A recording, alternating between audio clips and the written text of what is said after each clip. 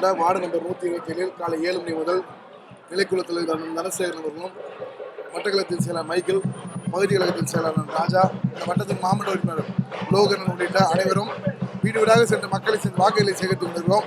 செல்லும் இடமெல்லாம் மக்கள் மிக உற்சாக வரவேற்பு தருகிறார்கள், கோரிக்கைகளையும் கொடுக்கிறார்கள். ஏன் கோரிக்கையை கொடுக்குறீங்கன்னு கேட்டா, மீண்டும் நீங்க தான் எம்எல்ஏ வருவீங்க, மீண்டும் முதலமைச்சர் மு.க. ஸ்டாலின் வருவாரு, அவரால் தான் செய்ய முடியும் என்று மக்கள் எங்களை நம்பி கோரிக்கைகளை கொடுக்க தொடங்கி இருக்கிறார்கள். கடந்த காலங்களை செய்ததை விட இன்னும் அதிகமாக செய்யுங்கள் என்று மக்கள் வாழ்த்து கொண்டிருக்கிறார்கள்.